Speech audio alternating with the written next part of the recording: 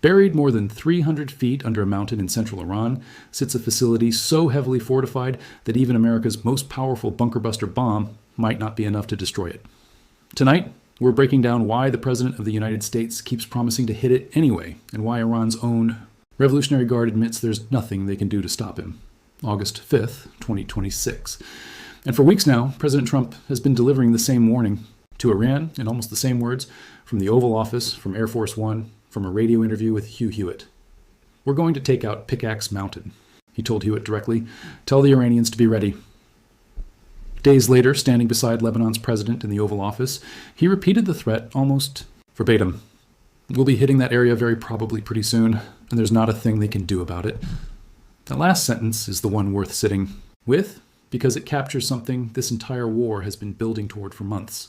A moment where the most fortified nuclear-adjacent facility in Iran, a site so deeply buried that experts have questioned whether America's most powerful weapon can even reach it, has become the singular focus of a president who keeps promising to hit it anyway. Precision be damned. Let's establish exactly what Pickaxe Mountain is, because the name itself, deliberately informal, almost dismissive, undersells just how significant this facility has become.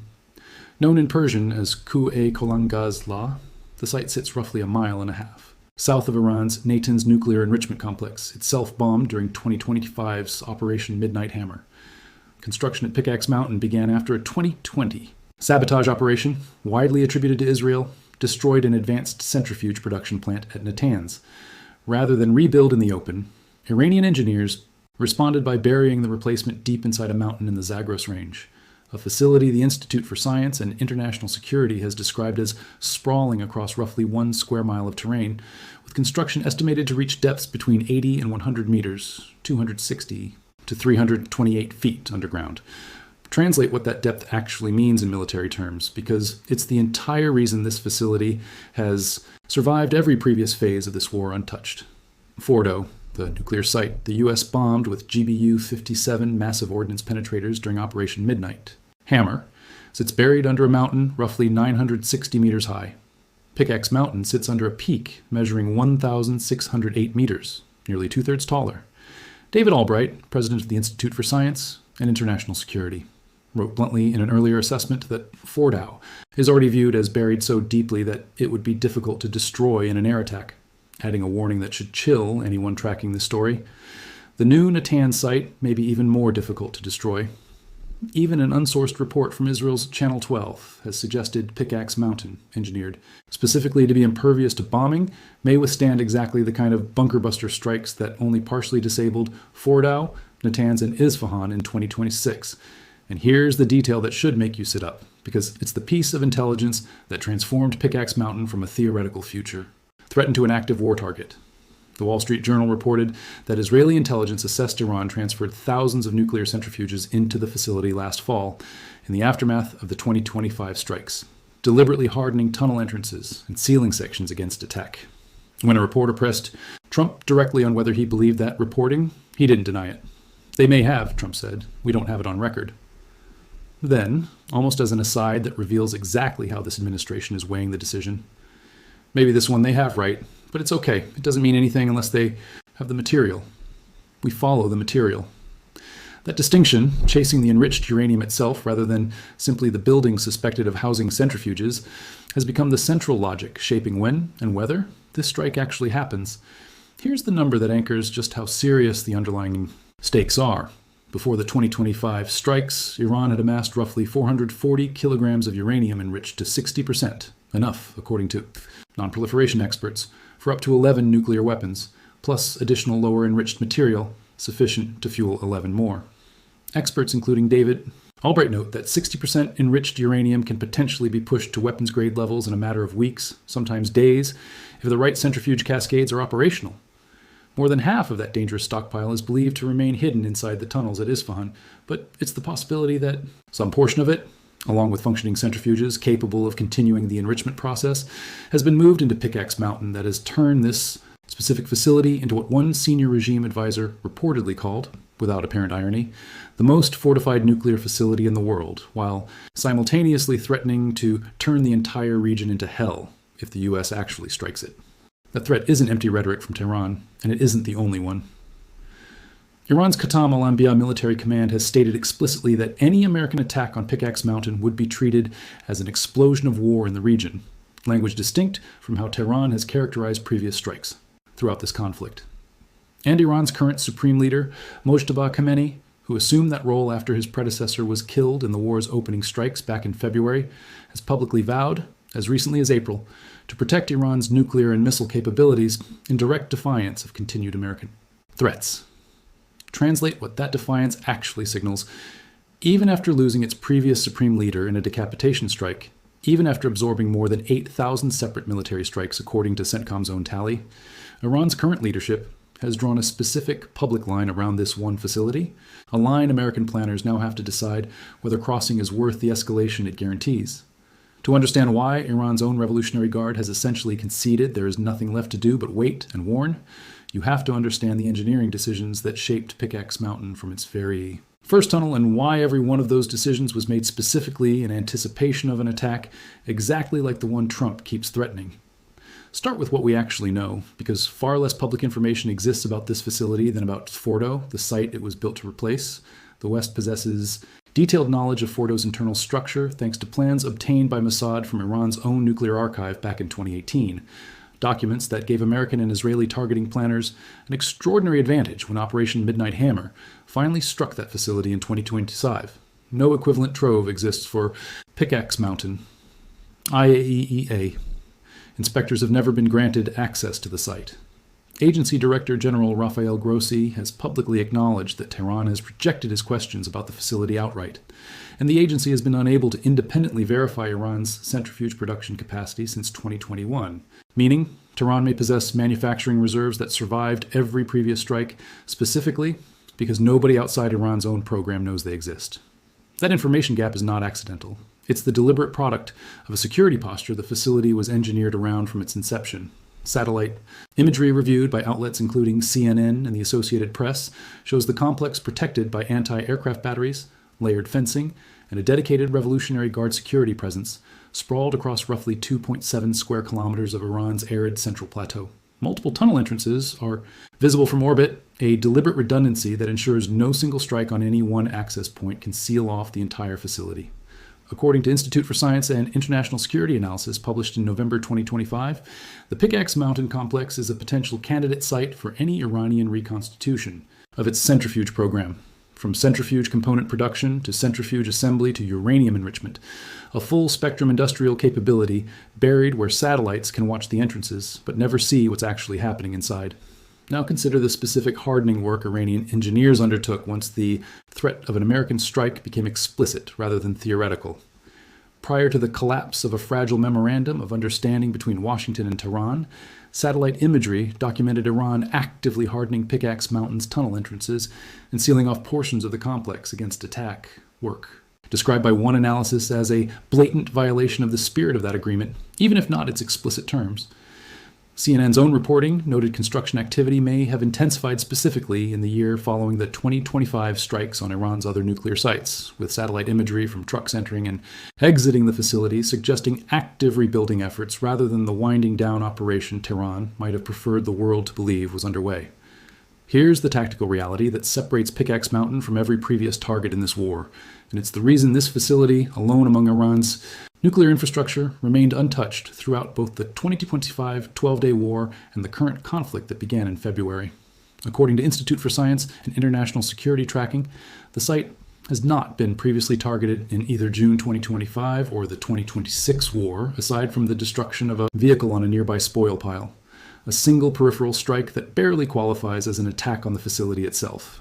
Every other major piece of Iran's nuclear infrastructure, Fordo, Natanz, Isfahan, has absorbed direct strikes from American bunker busters at least once during this conflict. Pickaxe Mountain has not, and that absence is precisely what's made it the subject of Trump's escalating public threats, a facility Washington has acknowledged targeting but has, for reasons ranging from technical uncertainty to deliberate psychological pressure, consistently declined to actually strike. There's a strategic theory floating through defense circles that helps explain that hesitation, one Trump himself has all but confirmed. Reporting indicates Trump has told advisors he prefers to keep Iran confused about his intentions by making bombastic public threats, even when he doesn't necessarily plan to immediately carry them out. That's a deliberate use of ambiguity as a weapon in its own right, forcing Iranian commanders to treat every Trump statement as potentially imminent, diverting resources toward defending a facility that may or may not actually be struck on any given night, while the psychological pressure of that uncertainty compounds week after week. Whether this specific pattern, repeated so many times now that even Iranian officials have started publicly dismissing similar warnings as psychological operations, still carries genuine deterrent weight, is itself becoming an open question this war may soon answer definitively. There's also a manpower and resource dimension to Iran's defensive posture worth understanding, because it explains why Tehran's options have narrowed so dramatically over the course of this war. Maintaining a facility like Pickaxe Mountain under active construction, hardening tunnel entrances, dispersing centrifuge components, and sustaining round-the-clock security requires exactly the kind of specialized engineering personnel, materials, and secure supply lines that months of strikes on Iran's broader industrial and logistics infrastructure have been specifically designed to disrupt. Every refinery hit, every radar station destroyed, every command center reduced to rubble elsewhere in the country pulls resources and attention away from the singular, all-consuming task of making one mountain complex survivable against an opponent that has already demonstrated at Fordo, Natanz, and Isfahan a willingness to strike hardened nuclear infrastructure directly, regardless of the diplomatic fallout.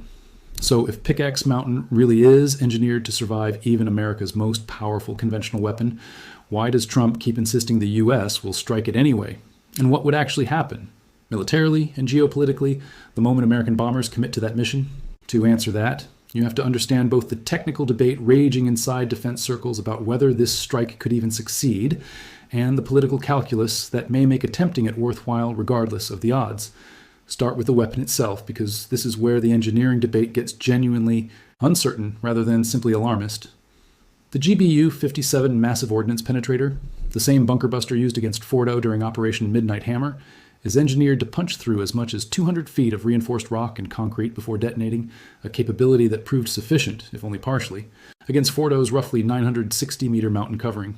Pickaxe Mountain's covering peak measures 1,608 meters, and its tunnel complex is estimated to sit 80 to 100 meters underground, deeper than the depth analysts believe the massive ordnance penetrator was ever specifically designed to guarantee destruction against. That gap between the weapon's proven capability and this facility's estimated depth is precisely why outlets from CNN to Israel's Channel 12 have reported genuine expert skepticism about whether even a full salvo of America's most powerful conventional bombs could definitively destroy what's buried inside that mountain. And there's a documented precedent for exactly that kind of uncertainty, producing an incomplete result. A preliminary, low-confidence assessment from the U.S. Defense Intelligence Agency, which the Trump administration characterized as a politically motivated leak, concluded that Iran had moved much of its enriched uranium stockpile before the 2025 strikes took place, and that those strikes, despite dropping massive ordnance penetrators directly on Fordo, did not fully collapse the underground facility, setting back Iran's weapons-capable timeline by what the assessment described as only a matter of months rather than years. If that's the outcome against a target American planners had detailed architectural intelligence on, thanks to those Mossad-obtained blueprints, the uncertainty compounds significantly against a facility like Pickaxe Mountain, where no equivalent intelligence picture exists, and the depth itself may simply exceed what any current American weapon can guarantee destroying. This is where the political calculus becomes as important as the military one. Defense Secretary Pete Hegseth, pressed directly on the facility during a Senate Appropriations Committee hearing, offered characteristically guarded testimony about the administration's posture, neither confirming a specific strike timeline nor ruling one out. That deliberate ambiguity mirrors Trump's own public pattern, escalating rhetorical threats paired with a Pentagon that declines to confirm operational specifics, creating exactly the kind of strategic uncertainty that keeps Iranian commanders guessing about American intentions while avoiding the domestic political risk of publicly committing to a strike that experts openly doubt can succeed. There's also a broader question hanging over this entire threat that reaches beyond Pickaxe. Mountain itself, one Trump has been remarkably candid about in recent statements, what actually constitutes success here?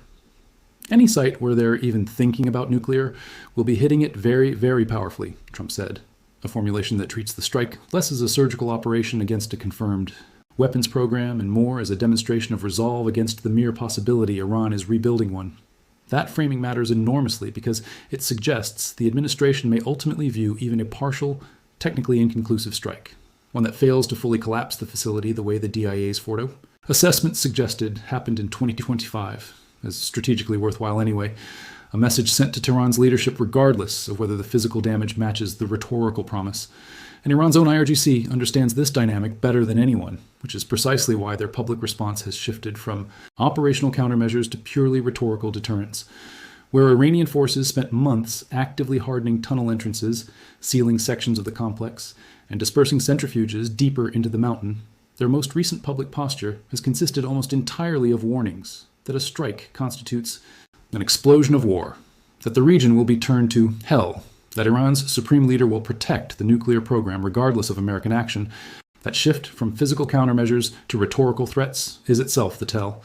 When a military can still meaningfully defend a target, it doesn't need to warn the world about the consequences of losing it. When it's exhausted, the physical options available, rhetoric becomes the only defense left. Iran's own escalating language around Pickaxe Mountain increasingly reads exactly that way. There's one more layer worth considering, because it reveals just how cornered Tehran's actual military options have become at this stage of the war. Iran cannot credibly threaten to shoot down American bombers, approaching Pickaxe Mountain the way it might have hoped to earlier in this conflict. Not after watching its air defense network absorb repeated degradation across 18 months of intermittent strikes, and not after losing enough radar and missile infrastructure that CENTCOM has documented Tomahawk and B-2. Missions penetrating deep into Iranian airspace with minimal interception success. What remains is a deterrence strategy built almost entirely on the threat of what happens after the strike. Retaliation against Gulf energy infrastructure, against American bases, against shipping lanes, rather than any credible ability to prevent the strike itself. That's a fundamentally weaker negotiating position than the one Iran occupied even 6 months ago, and it's precisely why Trump's threats have grown more specific and more confident with each passing week, rather than more cautious. So where does this leave us, standing here on August 5th, watching a president publicly promise to strike the single most fortified facility in Iran's entire nuclear infrastructure, while his own defense secretary declines to confirm any specific timeline, and independent experts openly question whether the weapon exists to guarantee the mission's success? Let's pull the full picture together, because Pickaxe Mountain has become something larger than a single target at this point. It's become the clearest test case this war has produced for the actual limits of American conventional air power against deliberately engineered, worst-case scenario, hardened infrastructure. First, understand what makes this moment different from every previous, will be hitting them very hard threat this war has produced. Trump's language around Pickaxe Mountain carries a specific tell. Most of his other threats haven't. Repeated, almost ritualistic reference to the fact that Iran can't do anything about it. That's not the language of uncertainty about whether the strike will happen. It's the language of a president who has convinced himself the facility's defenses, whatever centrifuges and enriched material may be hidden inside, cannot meaningfully be relocated or protected further before American bombers arrive, regardless of how many additional entrances Iranian engineers seal or how much rhetoric Tehran deploys about the consequences. Second, watch the technical debate over weapon capability closely in the coming weeks, because it may determine whether this strike, when it finally comes, achieves the kind of decisive result Trump has promised, or repeats the partial, ambiguous outcome the DIA's leaked Fordo assessment described from 2025. A facility built specifically to exceed the tested depth capability of America's most powerful conventional bunker buster represents a genuinely novel military problem, one that may require either weapons more powerful than what's currently in the American arsenal, multiple sequential strikes designed to progressively deepen a single penetration point, or an acceptance that even a successful strike may only delay rather than eliminate whatever program is buried inside that mountain. Third, consider what a strike, successful or not, would mean for the broader trajectory of this war. Iran's Khatam al-Anbiya command has already stated explicitly that any attack on Pickaxe Mountain constitutes an explosion of war in the region, distinct language from how Tehran has characterized the dozens of other strikes it has absorbed throughout this conflict. If Iran follows through on that framing with retaliation matching its rhetoric, a strike on this single facility could reset the entire war's intensity back toward the kind of maximum escalation seen in its opening weeks, undoing months of grinding attrition and fragile, repeatedly broken ceasefires in a single night. Fourth, and this is the number that should stay with you long after this video ends, 440 kilograms of 60% enriched uranium, enough for up to 11 nuclear weapons, with the exact location of a meaningful portion of it still unconfirmed by any independent inspector. That uncertainty alone, more than any specific satellite image or leaked intelligence assessment, is what has kept Pickaxe Mountain at the center of this war's most consequential unresolved question for months.